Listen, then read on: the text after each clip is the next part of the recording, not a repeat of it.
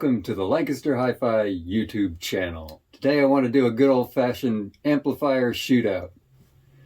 These are two amplifiers, integrated amplifiers, that I've spent a lot of time on. The Dynaco SCA80, solid state, built by my friend David in 1971 from a kit, and given to me in 2020 during the pandemic. In the summer of the pandemic, 2020, I spent a lot of that summer rebuilding this amplifier, restoring it, modifying it, and I've got a whole video about that. The second amplifier is this Nikko TRM-750.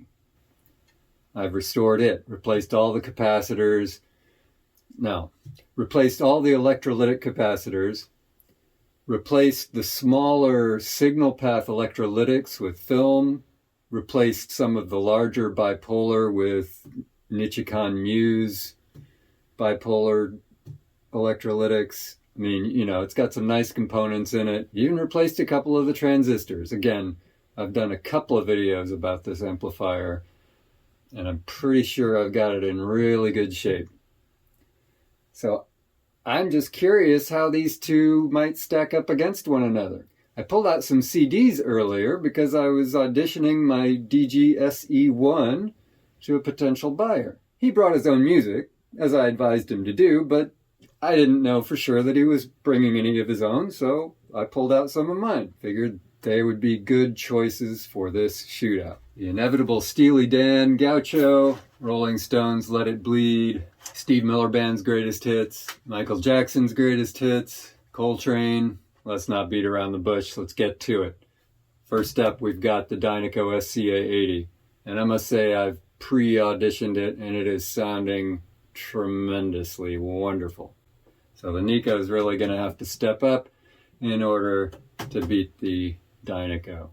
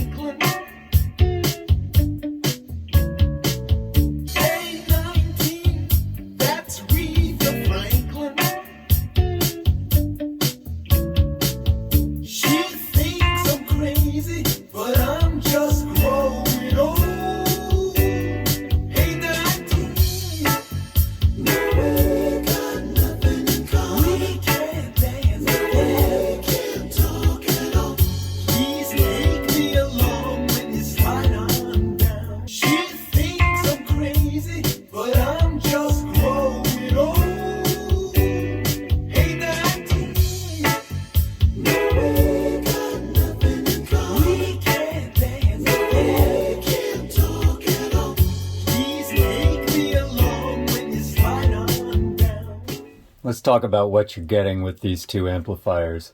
Let's say you're in the market for a silver-faced amplifier like this. Are there obvious differences? Are there obvious deficits of one relative to the other? Obvious superiorities of one relative to the other? One difference is the size. The Dynaco is a bit smaller.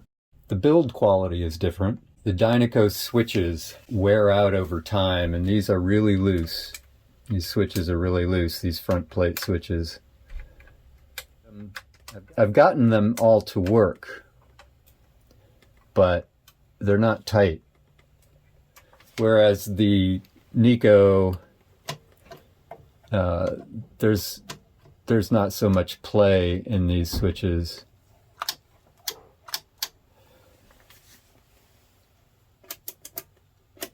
There's more of them. When you got 4 switches, 5, 6, 7 front panel switches, other than the power.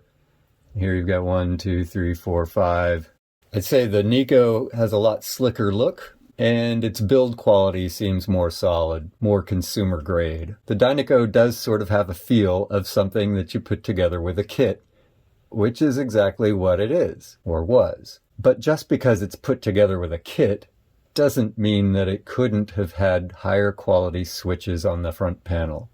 It's a little disappointing how those switches are put together. They just don't seem as robust as the ones on the Nikko, or as robust as other products of the similar era, such as the Sansui 2000A, a 1970 receiver that has pretty robust switches and all that. The Dynaco, I believe this was assembled in 1971. Now, it's moved around a lot over the years. This is not an amplifier that sat still for all those years. It's had quite a journey.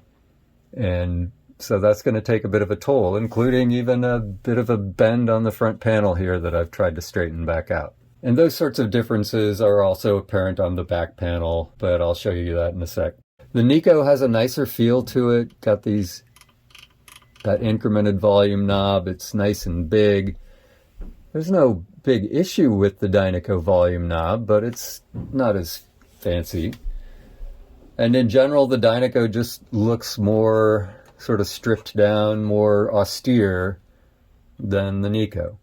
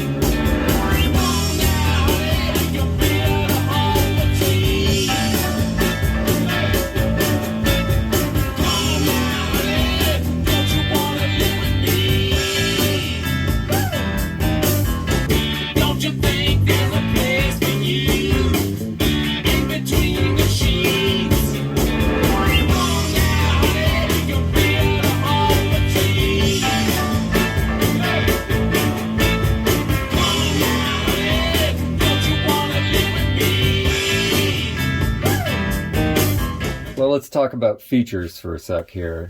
Now, they both appear to have, and I'll get to that, why I say appear. They both appear to have bass and treble tone controls. They both have balance controls. This one has a mic input with a mixing level, which the Dynaco does not. This one can have 2 sets of speakers, as can this. This can only play 1 set of speakers at a time, whereas this, you have the option of playing both sets of speakers at the same time. Power switch on this one has a neon light in it. This power switch I had to essentially reconstruct because it had so much pitting from arcing over the years that it was not functional. This has, of course, the little red LED, which is nice. It will last forever. Although, hard to say that this neon light won't last forever because it's lasted this long. Mode, you can go stereo, blend, or mono. Here you can go mono. You've got muting. Here you've got a filter. You've got flat, rumble, or narrow band. And here you've got a high filter and a low filter. You've got a loudness. Right now it's off, and I did the listening tests with it off. Similarly, this one has a loudness. Some people call me the space cowboy. Yeah. Some call me the gangster of love. Some people call me Maurice. Cause I speak for the pompatus of love. Some people call me the space cowboy. Yeah. Some call me the gangster of love. Some people call me Maurice. Cause I speak for the pompatus of love. Cause I'm a picker, I'm a grinner, I'm a lover, and I'm a sinner. I play my music in the sun.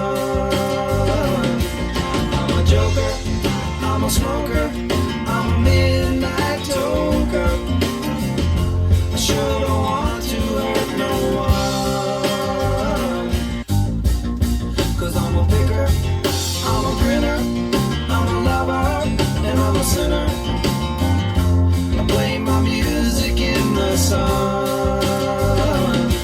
I'm a joker, I'm a smoker, I'm a midnight toker. I sure don't want to hurt no one. How about inputs? Here you've got aux, tuner, phono 1, phono 2, and for tape monitors 1 and 2. And you can do dubbing from 1 to 2 or 2 to 1 or have it set at source as it is now. The Dynaco Special and Phono are both phono inputs. So similar to the Nikko, it does have 2 phono inputs. Tuner, tape, spare. Spare is essentially an aux input. You've got monitor, so you can set it at input or tape. So you can't do dubbing from one tape to another like you can with the Nikko. Both have headphone jacks, here. Pointed out before that the Nikko has this muting button here. That lets you simply drop the volume like 20 dB, something like that.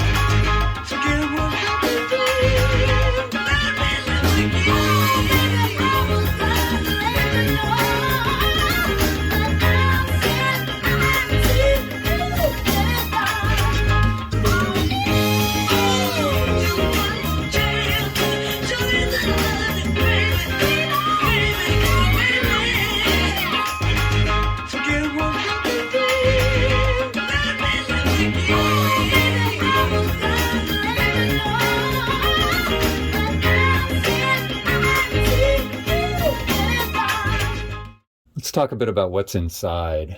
You pick up an SCA80, hard to know exactly what you're going to get inside.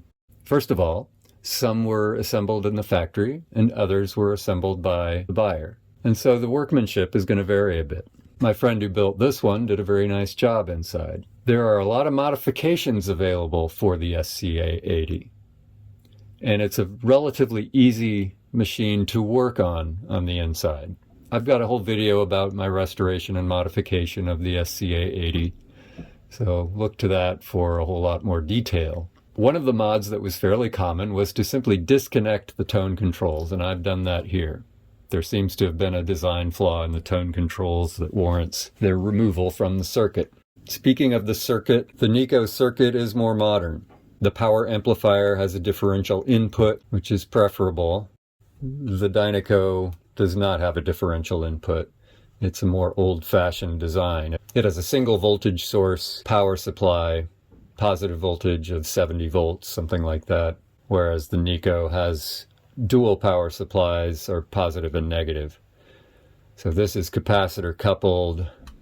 This one, not so much. I don't believe this is capacitor coupled, so you have to set the DC bias, try to make sure it's at 0. This doesn't really have any bias controls to speak of. This one does, for setting the bias current and the DC bias. As with pretty much all amplifiers and receivers of this era, this one from 1970, 71, something like that, it does not have a speaker protection relay. It was not common practice until a bit later to have speaker protection relays. It became common practice to include speaker protection relays maybe 1972, something like that.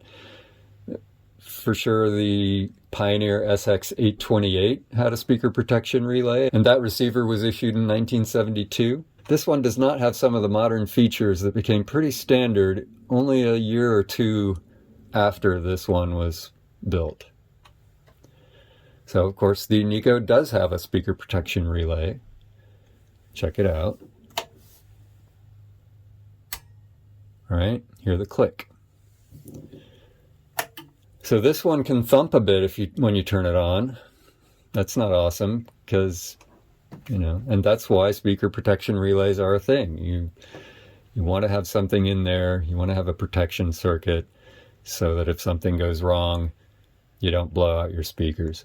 On the other hand, a speaker protection circuit adds a little more complexity. And so this one does have the benefit of being a bit simpler. I mentioned the work-on-ability. This is a very work-onable amplifier. Now, sound-wise, I think they sound pretty similar, actually. I'll leave you to make your own judgments with the listening tests.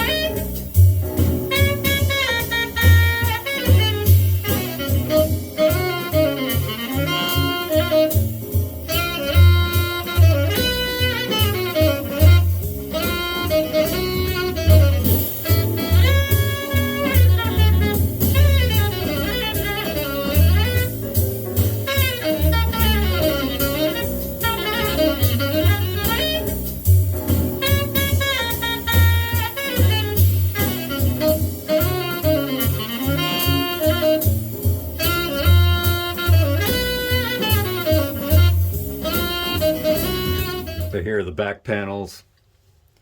Obviously this one is currently wired up, this one not. Almost all of the lettering fell off the back of this. You might be able to tell that I've redrawn it with Sharpie. So not super awesome. These speaker jacks pretty much kind of suck. They don't suck a whole lot more than the Nikko ones, but the Nikko ones are a bit more robust. These, as you can tell, some of these little plastic bits that are used to manipulate and tighten have broken because they're kind of fragile. You can see here that I've replaced all of the input jacks. The old ones were not such great quality and got super tarnished over the years, and that's pretty common with these old Dynacos.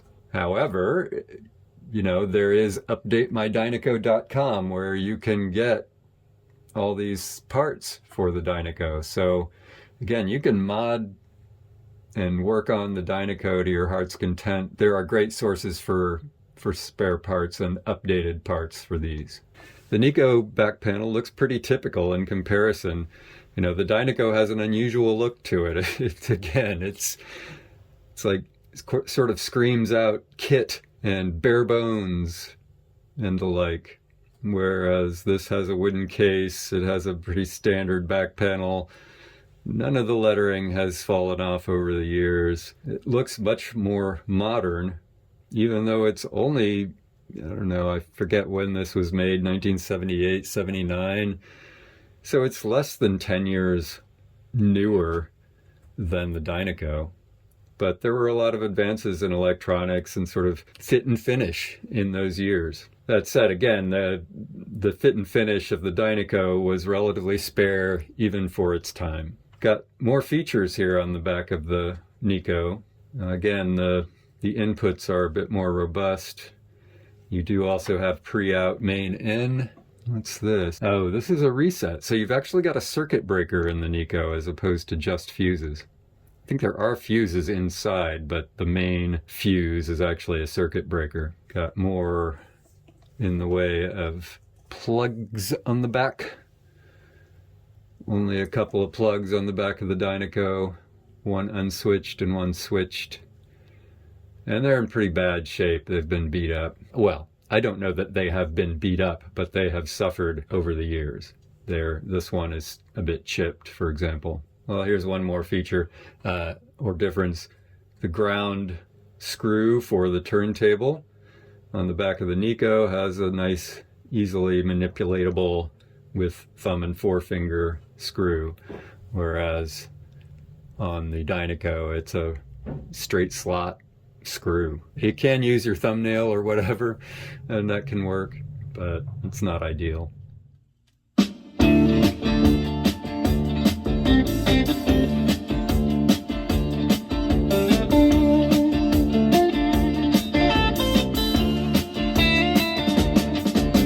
Shiver in the dark, it's raining in the park, but meantime, sound of the river, you stop and you hold everything. A band is blowing Dixie, double fall time. You feel alright when you hear the music ring.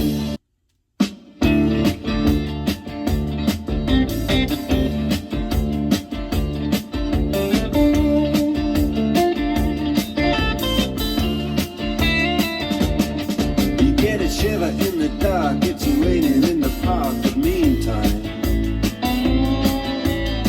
sound of the river, you stop and you hold everything.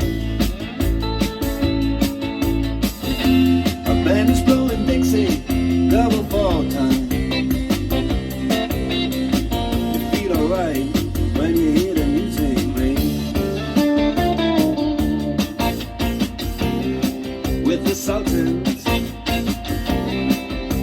Sultans of Swing.